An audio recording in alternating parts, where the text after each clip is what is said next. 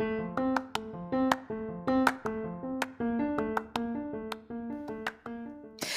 there, and welcome to the daily podcast where wisdom smacks us with kisses or love taps.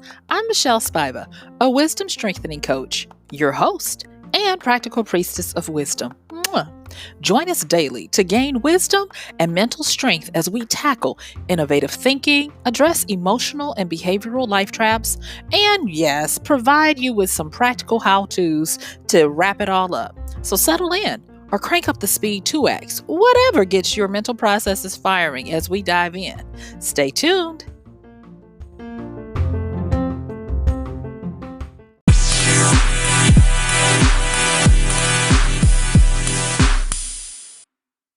Yay!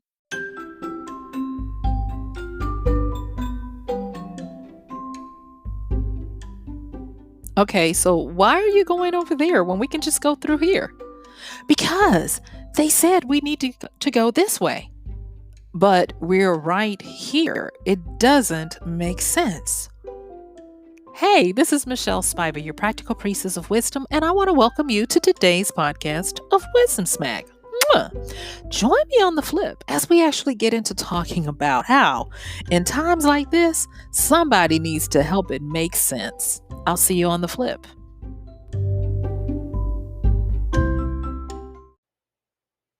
Boy, I tell you, they said it's going to get a lot of us in trouble.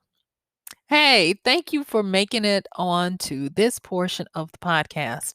I don't take it for granted that you show up and you listen to me, and I want to just say thank you, precious. So, anyway, let's get into this. Making it make sense. That's what we're talking about today. And I am always flabbergasted at how many people just hook, line, and sinker do things because someone in authority or someone decided to say that you need to do something this way or that way. And I did a podcast a while ago where I highlighted a book called The Four Tendencies by Gretchen Rubin. And it talks about a little framework that she put together that I find to be very useful and helpful. And it's what she calls what people tend to do as part of their character. She divides it into four ways. And I'm going to just go on and cut to the chase. I am firmly ensconced in the questioner section. So she's got those people that are upholders, and these people are staunch and stubborn, and they don't move. Doesn't matter what's going on. If they say they're going to do it, they're going to do it. But then, and she says that they're the most rare. I don't know, but that's what she says. And then they have the majority of people who are called obligers. And these are the people who are the sheeple. Not really. It's just that these people have an empathetic connection with society and they're willing to do teamwork. They're willing to do things because other people are depending on them. And there is an altruistic value to that, but that ain't me. No, I'm on that other side of the quadrant, those problem children. I'm firmly ensconced in the question section. I am, and I've said this before on this podcast. My mother said I was slow to speak, but when I did speak, the first thing I asked was a question. And she said it had a bit of defiance in it. And she said she knew then she was going to be in trouble. And it wasn't that I was harsh with it. I just needed to know why before I was moved to do something. And I needed to get information and verify and vet and know for myself before I committed to something. And I thought everybody was like that. And I was annoying. I'll be honest. I was quite annoying. In hindsight, I see how it can be a bit much. And my mother was like, "You do realize I have 5 other children beside you, and I cannot use all of this capacity that you require to deal with you." And so it was something. But then the fourth part of that quadrant is the rebel. And the rebel is that person who, you guessed it, if you said it, they're not doing it. They're not doing it unless they want to. And even sometimes because they said they're going to do something, they might not do it. And so the rebels to me are the most conflicted and tortured of the four types of people. But the funny thing is that out of all of the different tendencies, whether you be an obliger, a questioner, or a rebel, those three all have the tendency get into rebellion, except for those daggum upholders. And so making it make sense today is a exploration on how we can get mentally strengthened and use our good old fashioned wisdom and mother wit to look past all of the smoke screens and all of the things that would dupe us and to try to make sense of what's going on in our own worlds, because when it comes down to it, when you have to stand for what you believe, if when you have to answer for what you knew or didn't know, you have got to actually make someone make sense of it. And so that's what we're going to be looking at. And when I first wrote down some notes for this particular podcast, I immediately went back to when I was a teenager. And in those times, back then, I didn't know that biologically my brain was still trying to grow to its two separate hemispheres and to become adult. And I didn't know that biologically in lifespan development that teenagers tend to do things that at the time it makes all the sense in the world, but in hindsight, especially when it doesn't go right, when asked, either even under pain of death, you can't give an answer for why you did something or why you thought something was good to do. I don't know if you can remember or if you've had children where they do something or you did something and it didn't go right, and someone in authority, maybe your parent or somebody else, is like, "Well, why did you do that?" And you, for the life of you, or for the kids, they really can't tell you why they did it. That's kind of how it feels right now when looking at the turmoil and the unnecessary suffering, angst, turmoil, and frustration that a lot of people are going through globally over the fallout from the pandemic.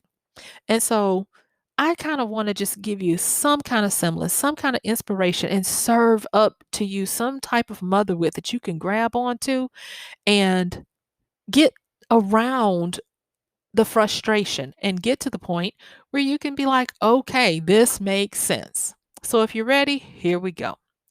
So the first thing is when you're trying to make something make sense, when you're looking at a concept or why something is happening or how did you end up in this point, there are a few questions that I want you to consider.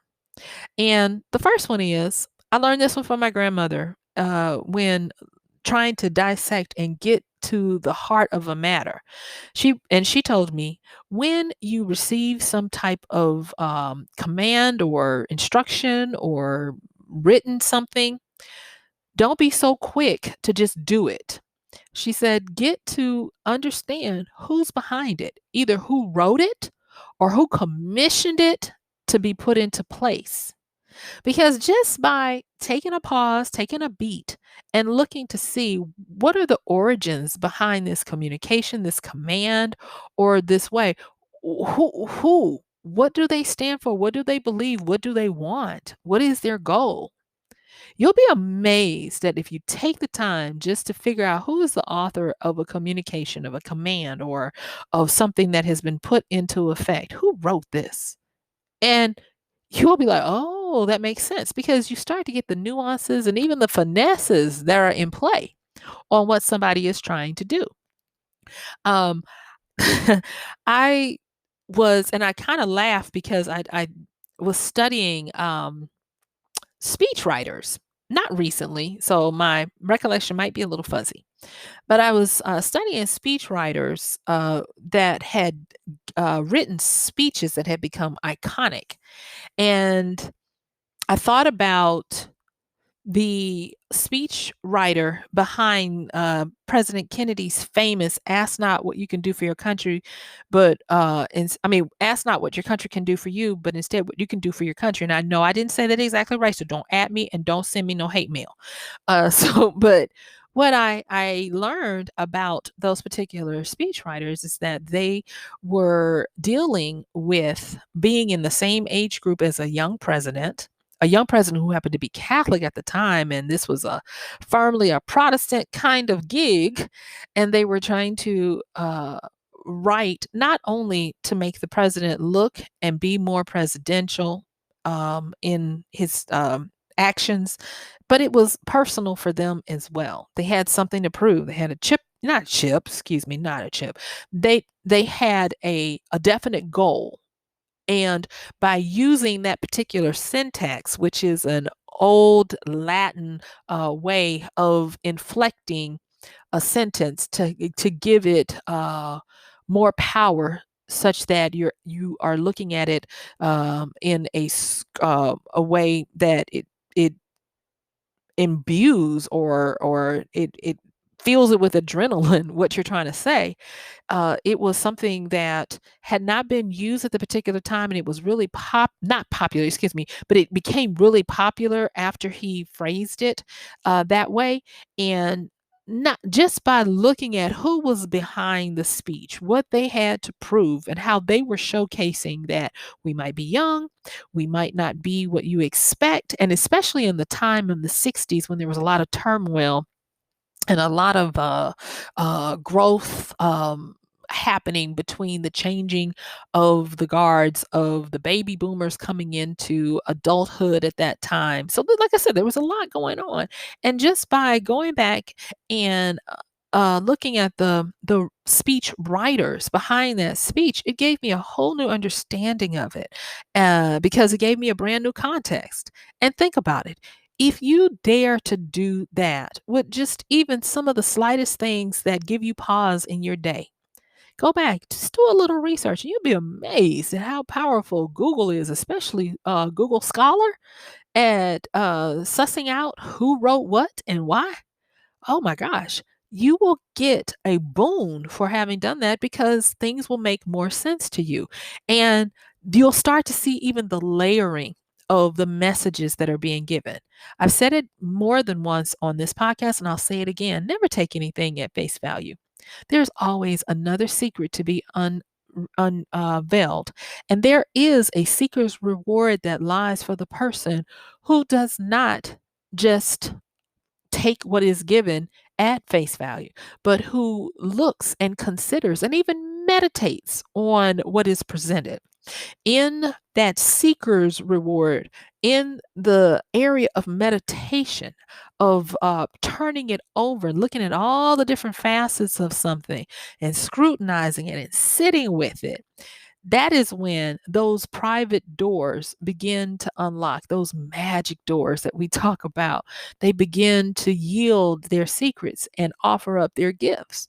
And so, just by simply asking, who's behind this? What's their story? What context did they write this in? What are they trying to achieve? You might not be able to answer every question, but you'll be able to answer quite a few. And what you end up with will definitely not look like what you started out with. The next one, when you're trying to make something make sense, is ask, who benefits from my efforts? I mean, really think about that. Who is on the winner's side? Yesterday, we talked about moving from being a pawn in someone else's scenario of someone else's story or dream to becoming your own player. And this is more of the same. By following the trail of who benefits from any actions I take or don't take, oh, baby, baby, you are going to get your eyes popped wide open to get a bigger sense of what's going on. And it's not to say that there's anything nefarious happening, because that's not always the case. And what you'll start to see is, when you follow the trail of who ultimately benefits from what you do, you're going to find that you're not alone, that there's usually a collective. And even though it might look like what you're doing is minimal or even minuscule, little becomes much when it's compounded. So, if someone asks you to do something and you just simply say, who benefits from this? How does who is helped? Uh, if I do this and 1,000 other people do this, what happens? Going down that rabbit trail is definitely going to possibly lead you to a proverbial pot of gold of insight and information. And you couple that with just asking, who's behind this and who benefits from my efforts? A whole new world, a whole new world, you know? And so Now, I hope you can see that by asking the right questions to help it make sense for you, you start to reposition yourself. You start to look at the multifaceted ways of interpretation. And we're not even done. Let me get these other little questions out here for you, okay? So, what about this one? What avenue or path of thought have I yet or have not explored yet? That's another one. So, think about how you can think of it differently. What haven't you explored? And understand when you're at this point, there comes a time when you might not know what it is that you don't know, and that's okay. But what you want to do is you want to take what you're looking at and go as far and wide as you can to figure out new ways of looking at it and interpreting it. That's a reason why when we talk about being a wise person and synthesizing, what normally happens is the wise person does not interpret their events, actions, activities, or whatever the same way as Joe Q Public. They're always looking at it in many different ways, and the way that they settle on is usually going to be the one that's most advantageous for all. Like when we talked about true wisdom and mastery means that you understand with humility that you can have a strong opinion, but hold it weakly. Don't clench down and firm and say, this is it, and I know that I know. Because the more you know, the more wisdom you obtain, the more you understand you don't know, and the more you understand that you need to make room for the new, for the growth. You need to have a controlled burn of burning away all the weeds that you can to make room for the new growth that wants to come in, the new ideas, the freshness, the stuff that keeps you agile and keeps you living and keeps you young. And so, getting to the point where you can start actively looking for the different trains of thought that you have yet to explore or even encounter, it's going to be amazing. I'm going to tell you something really quickly. I have I am a heterosapiosexual. I'll just go on and say it. I love when I see someone who has interesting trains of thought. And it's not necessarily that they know a lot of facts.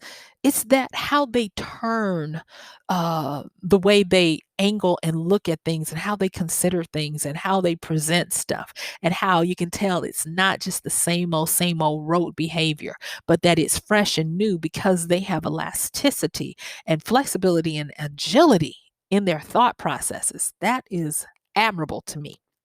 And there is one such person. Now, it's a harmless crush, y'all. Harmless crush.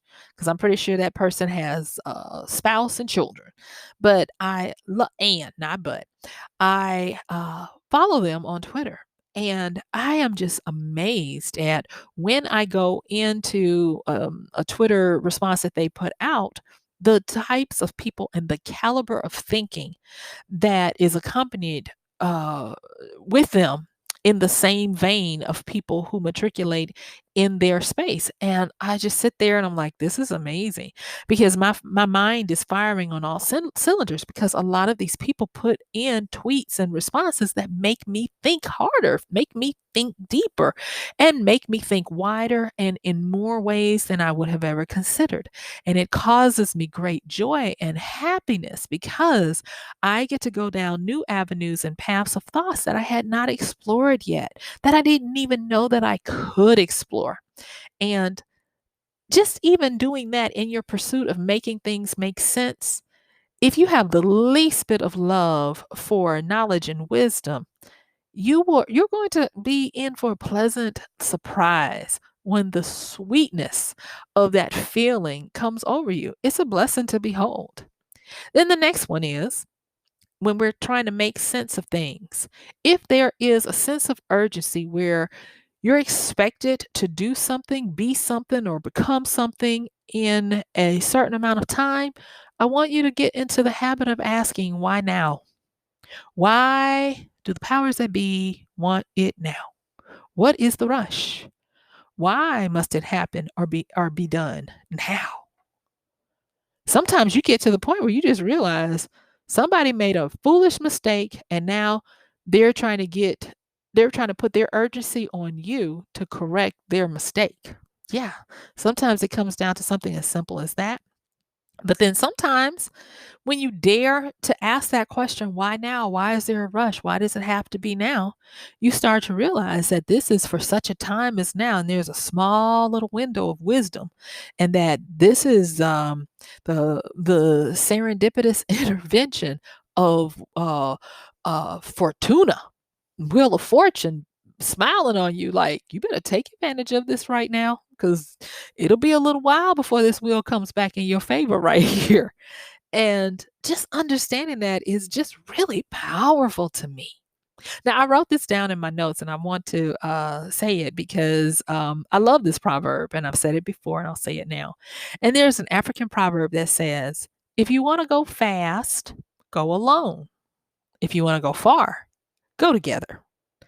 And so, with that, I want to bring up that no matter what you think or how you might be looking at something, eventually everything is all interconnected. You see, there are many moving parts and hands that go into creating what we depend on to run our lives. And when something doesn't make sense for you, it means that it is a disconnect from your end to the other end. And when you seek the seeker with expectation, the seeker's reward will mend the fabric and the tapestry of connection. And you'll start to, you guessed it, start to make it make sense. You see, I have found that, especially in times of stress and strain, and when I feel like I'm in a no win dilemma, the wisdom that comes in the dilemma is liberating and it's innovative. And that's the thing that I want to make sure that I help you understand when you're trying to make it make sense and you're asking the right questions and you're understanding that everything is interconnected, you can tap into wisdom during your dilemma that taps into the mother of necessity, that taps into innovative ways of understanding what's going on and solving your problem and giving you insights that you never would have come up on your own. And these are the powers that are at work in times like this. You know, we even have a fail safe. Yeah, if you don't understand something, your body is automatically coded to not do anything. The way marketers talk about it, they say that a confused mind doesn't take action. But if you look at it from the other side of the confused mind, you'll say, thank goodness that we don't take action. Because if you're confused, then you put yourself at a higher propensity to be duped, taken advantage of, stolen from, or whatever. And remember, I am firmly in the quadrant of the questioner anyway. So even though you might be saying, you got to do this now, I'm still going to question it. I'm still going to check it out. I'm still going to run through my list. But I'm also going to understand that in that time of great dilemma and when I need to understand what seems to have surpassed my ability to understand on the norm, with expectation, wisdom will show up and wisdom will point the way and wisdom will have me and you taking actions that you know you couldn't have come up with on your own. You know there has to be some type of universal intelligence at work to help you take advantage of the situation to turn it out for your good. And because of that, we can rest in the fact that making it make sense is a and it's imperative. That's what I'm saying. It's imperative that we do that. And it's imperative that we do that because it's the very thing that can continue our existence. We are wired to close open loops, to solve problems, and to complete. Yeah, we are driven by that internal code, so much so that when you go to sleep, say for instance, you watched a movie and it was a little weird and it required that you continue to mull over it and you go to sleep that night and try as you might, You try to get out of that dream, but that dream of that movie in some kind of weird iteration is continuing to play over and over in your mind to the point where it starts to loop. But then eventually it starts to loop and you might wake up just a little bit and you're like, "Ah, it's just a dream." And you lay back, you go back to sleep and you start to figure out a proper ending or a proper resolution that will help you get over the hump of whatever it was that, yep, didn't make sense.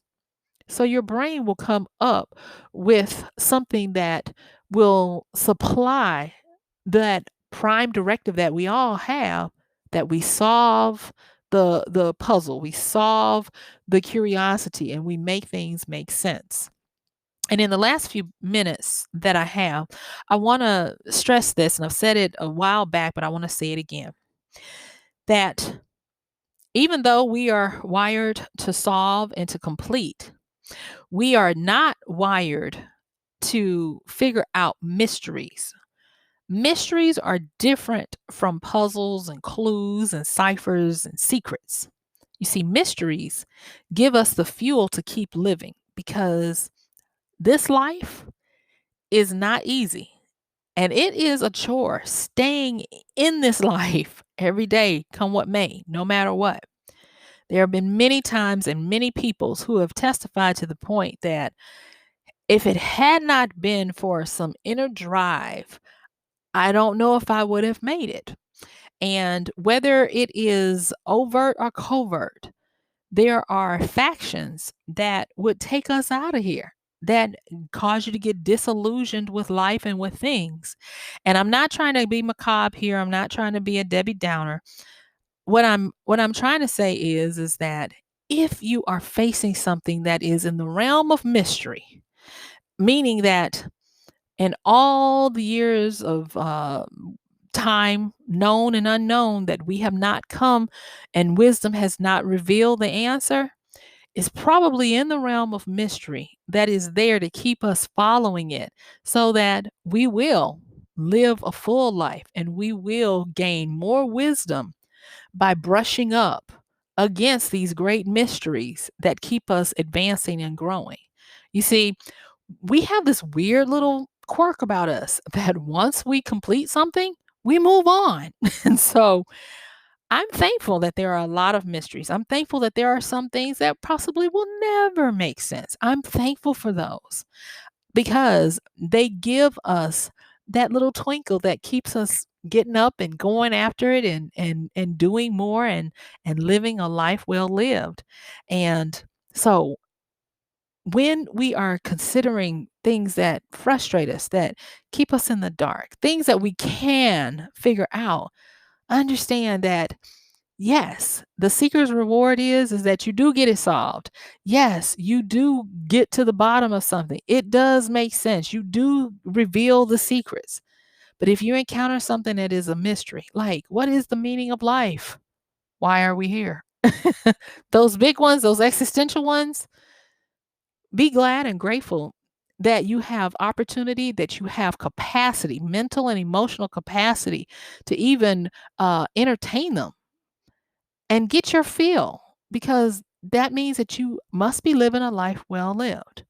So, let me go back and recap what we talked about today when we're talking about making it make sense. The first thing is if you come up with something or come against something that doesn't quite make sense or it has hints of there's something behind this, or if you have been that person that has just been la la la la and taking everything at face value, I want you to stop in your tracks and I want you to run through these questions and understand these things. First thing I want you to do is number one, figure out who's behind it. Who is the originator of the command, the concept, or whatever it is that you're encountering that is causing you to be a little bit confused? Once you figure that out, start looking at the context in which they were writing it or what was their agenda? What were they trying to pull off? The next thing is, or persuade you to do. The next thing is ask yourself who benefits from my efforts?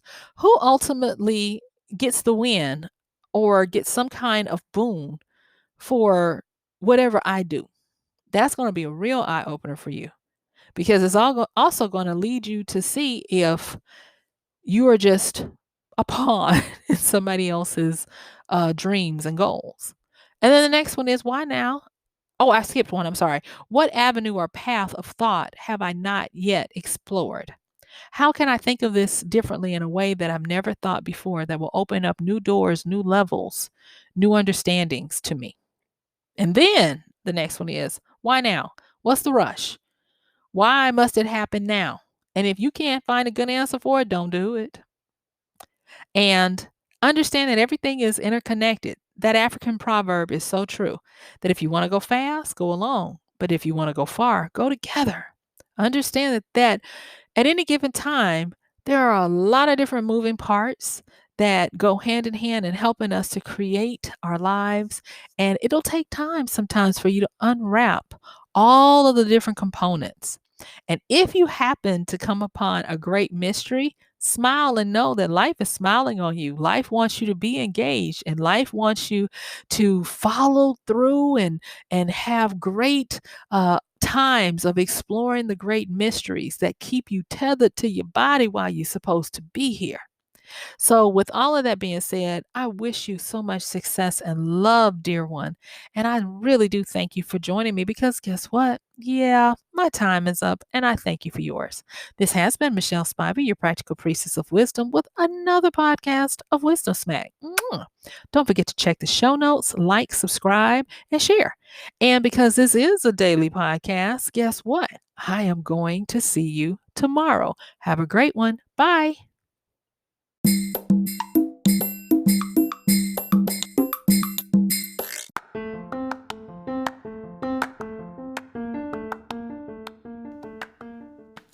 And that's going to do it for today's podcast of Wisdom Smack with MichelleSpiva. If you like this podcast, please help us get the word out. Like, comment, subscribe, and even share.